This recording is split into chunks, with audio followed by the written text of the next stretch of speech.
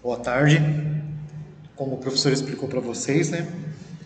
Eu vou estar explicando o conteúdo da nossa aula. É o conteúdo da semana passada, conteúdo que a gente já vem trabalhando, tá bom? Então você vai anotando as suas dúvidas, depois entre em contato com o professor que a gente se fala. Então a gente vai falar sobre a Reforma Protestante. O que foi a Reforma Protestante? Então aqui já está bem definido para a gente, né? Foi um movimento que começou no século XVI, uma série de tentativas de reformar a Igreja Católica e que acabou com a divisão, né? Estabelecendo várias igrejas cristãs, as quais se destacam o luteranismo, né, de Martinho Lutero, que foi o centro, né, o objetivo central da nossa aula passada, tá? Então, em se tratando de reforma protestante, lá no século XI já havia acontecido dentro da própria Igreja Católica uma divisão, né, que ficou conhecido como Grande Cisma do Oriente. Após isso a gente vai ter a Igreja Católica Apostólica Romana, que a gente conhece, e também a Igreja Cristã Ortodoxa, né? Essa já não reconhecia o Papa mais como líder central da religião.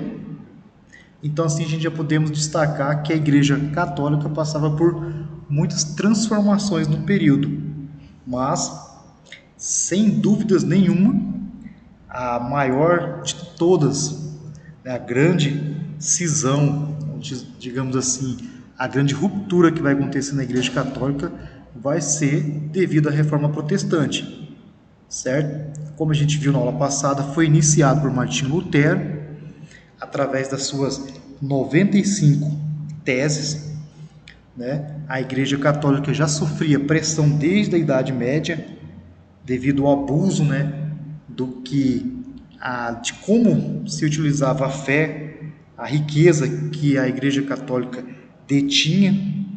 Então, Martin Lutero ele vai propor o quê? Propostas de inovação, né? Da mesma forma, críticas ao que ele observava como errado. De forma alguma ele queria sair da Igreja Católica, ele só queria o quê? Que se basicamente mudasse algumas coisas que estavam acontecendo de errado.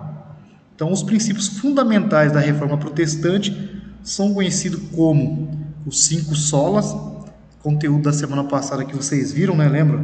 Somente a fé, somente a Escritura, somente Cristo, somente a graça e glória somente a Deus.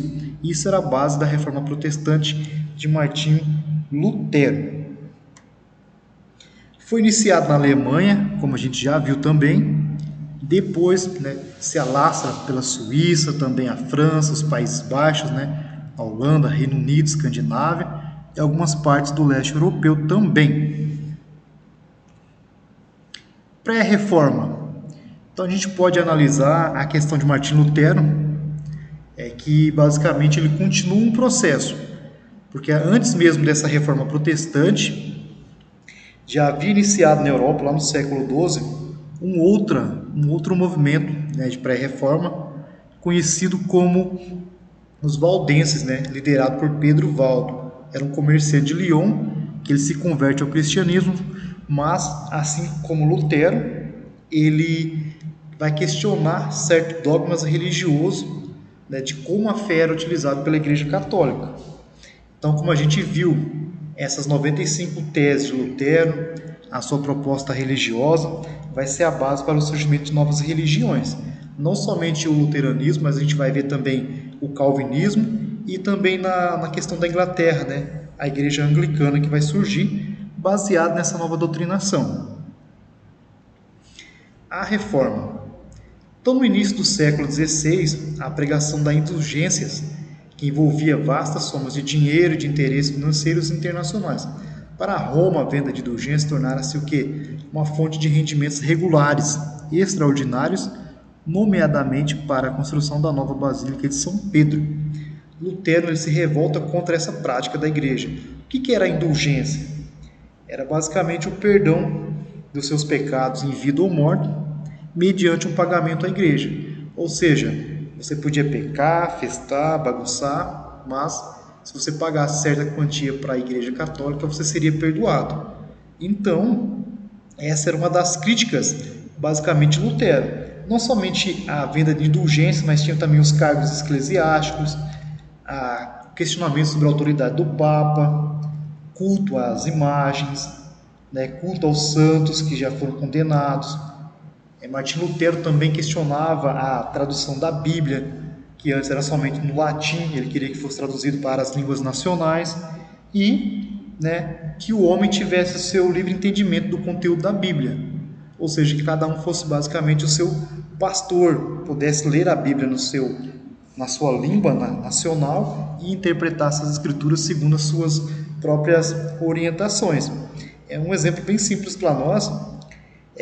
Por exemplo, um padre, um pastor viesse pregar aqui na nossa região e ele viesse com a Bíblia em inglês, onde poucos dominassem essa língua. Por que não, então, fazer uma Bíblia na nossa língua?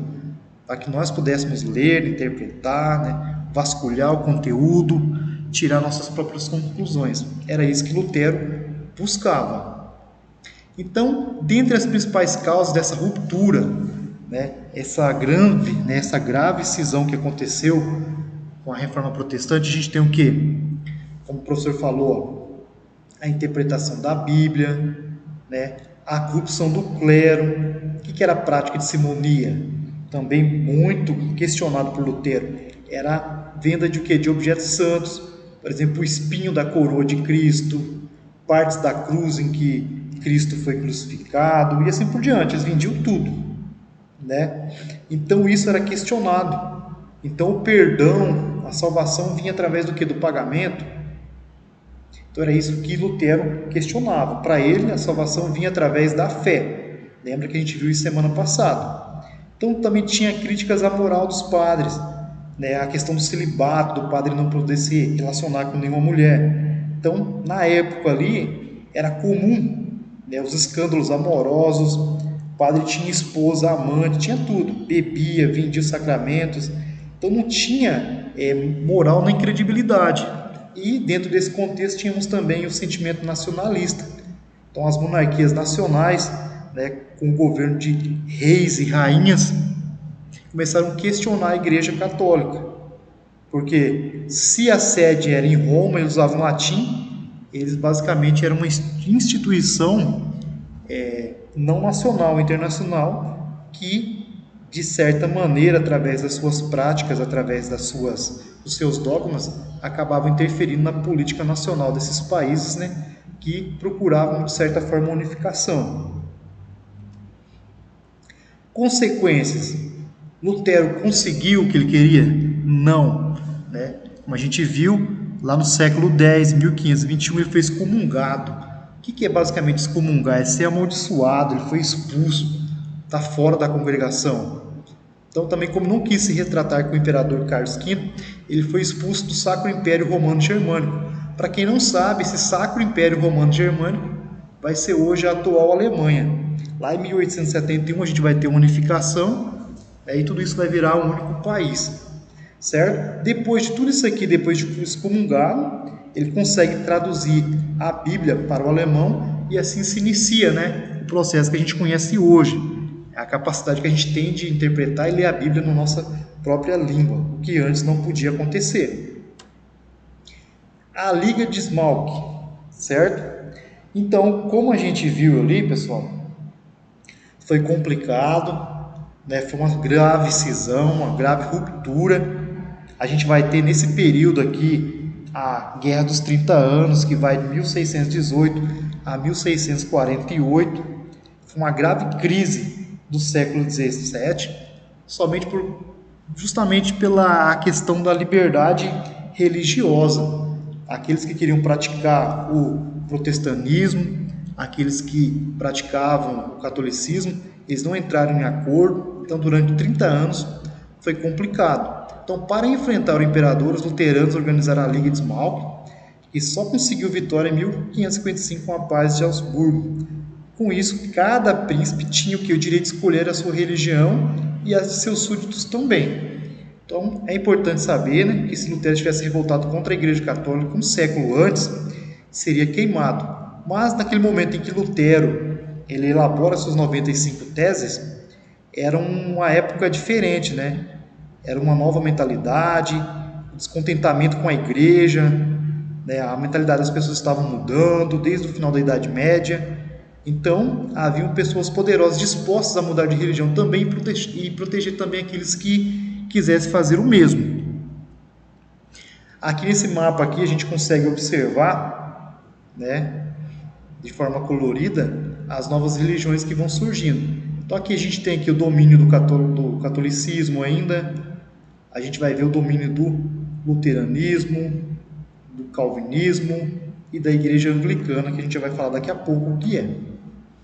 Então, baseado, pessoal, no que aconteceu com a reforma protestante, vão surgir outras religiões, dentre as quais a gente pode destacar a doutrina calvinista e a doutrina da igreja anglicana. Então vamos olhar um pouquinho aqui na questão calvinista. Então o livro sagrado continua sendo a Bíblia e é a única fonte de fé, tanto para o luterano quanto para o calvinista. Porém, na questão da salvação humana, o luterano ainda ele se baseia na salvação pela fé e, segundo a religião calvinista, a questão da salvação está pela predestinação, ou seja, a salvação espiritual já está predeterminada, né? Já tem o destino dessas pessoas e a prosperidade econômica é um sinal dessa salvação. Como sacramento a gente tem a Eucaristia e o batismo ainda, e o rito religioso são o quê? Cultos simples na língua nacional. Então a área de influência começa na Suíça e se propaga para outras regiões da Europa.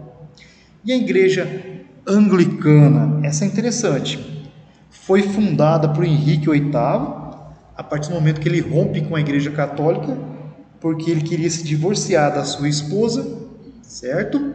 Ele queria anulação do casamento com Catarina para se casar com a irmã Ana Bolena, a irmã de Catarina. A igreja católica não aceita isso, então ele rompe com a igreja e assim ele se torna o quê? O representante. Aumenta ainda mais o seu poder, né? Aumenta ainda mais a questão do absolutismo e se torna o quê? Líder religioso e também líder político. E a Contra-Reforma? Então, como a gente sabe, foi um século XVI de muitas mudanças, rupturas, inovações, né? Nova mentalidade. As pessoas, a sociedade de uma forma geral, estavam interpretando as coisas, as situações do dia a dia de maneira diferente, e a Igreja Católica procurou então inovar também. Ela precisava, né? Então, para isso, devido à expansão protestante na Europa, a Igreja Católica fragilizada, ela começou a fazer o quê? Ela pegou e através do Concílio de Trento, que vai durar basicamente do ano de 1546 até o ano de 1563, ela vai fazer várias reuniões, né? Esse material está separado para vocês fazerem a leitura, que é um material bem legal, está lá separadinho para vocês também, o professor vai explicar para vocês. Ela começa a tentar inovar de certa forma as suas práticas. Então, dentro desse Concílio de Trento, que foi uma tentativa de frear os protestantes, a gente vai ter a reafirmação e a readaptação de algumas coisas da Igreja Católica. Então a gente tem aqui, conjunto de ações da Igreja Católica, cujo objetivo era impedir o avanço do protestantismo na Europa. Então a gente tem a criação da Companhia de Jesus, né, do Inácio de Loyola, que tinha a missão de vir para a América, para a Ásia, para a África, levar, ampliar o número de fiéis através da catequese aos povos nativos, reavivar essa fé católica. Como o professor já falou, tivemos o Concílio de Trento, a criação do Index, ou seja, era aquela regulamentação dos livros que eram proibidos, aqueles que poderiam ser lidos, aqueles que eram considerados heresias, e reestabelecimento dos tribunais do Santo Ofício e Inquisição, aquele tribunal que tinha a designação de quê? De julgar se a pessoa estava praticando bruxaria, se ela estava de acordo com o que a Igreja Católica afirmava, né? Então, dentro desse Concílio de Trento ali, a gente vai ter a reafirmação dos dogmas, a questão do celibato, os 7 sacramentos, né? Eles vão proibir, para vocês terem ideias, a questão da venda de indulgências, vão ampliar essa busca por novos fiéis, certo? Essa imagem aqui a gente tem aqui, ó, a primeira missa realizada no nosso território nacional pela Companhia de Jesus. Como vocês sabem, eles vieram logo após, né, aquela época de descobrimento, aquela época das grandes navegações, vieram para o nosso país, tinha a missão de catequizar os indígenas e, né, numa visão etnocêntrica, mostrar um Deus para esses indígenas como se eles não tivessem fé, não tivessem Deus, não tivessem nada. Mas essa era a missão dos jesuítas e eles foram considerados naquela época ali uns heróis da fé.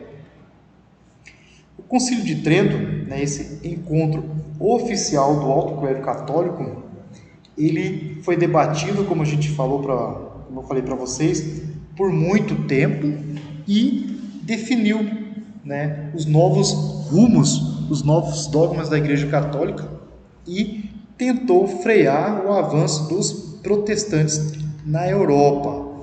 Aqui, ó, tem a imagem do index que o professor falou, certo? Ali estava catalogado os livros, que eram proibidos pela Igreja Católica. Dentro desse contexto, a gente tem os livros teológicos também e aqueles que eram científicos, mas que de certa forma entravam em contradição com o que a Igreja pregava na época. Foi restabelecido, né, o Tribunal do Santo Ofício, a Inquisição. Aqui são algumas imagens que vocês podem analisar, o que acontecia com as pessoas que eram consideradas, digamos, praticavam coisas que eram pela Igreja Católica vistas como heresias, né? Eram tratados como bruxas, então havia muita tortura, muita perseguição, e essas imagens aqui retratam bem esse cenário. Uma roda para despedaçar essas pessoas, são imagens fortes, mas faz parte desse período, desse contexto histórico que a gente está vendo. Pessoas eram queimadas nas fogueiras, acusadas de bruxarias, acusadas de ir contra Deus, né, de praticar a fé errada e assim por diante. Mais uma imagem para ilustrar, tá vendo? Outra imagem de tortura, o professor separou para vocês darem uma olhada. E para a gente finalizar aqui, pessoal, tem essa imagem aqui de Lutero, é uma charge bem engraçada, né? O que eu fiz? Por que eu fui criar essa reforma protestante? Porque ele estava desolado aqui, né? Devido ao tanto de discussão, tanto de novas igrejas, o que aconteceu, os debates, as rupturas, né? Tudo o alvoroço que aconteceu na Europa, tá certo? Então essa última imagem aqui vai fazer parte de uma atividade que o professor vai separar para vocês, tá bom? Então, como eu avisei vocês, esse vídeo vai ficar salvo para vocês assistirem, junto com o slide também o material para a atividade. Então, se você tiver alguma dúvida, entre em contato com o professor pelo WhatsApp, que a gente vai se conversando, tá bom? Então, se cuidem e tenham atenção a fazer as suas anotações no caderno.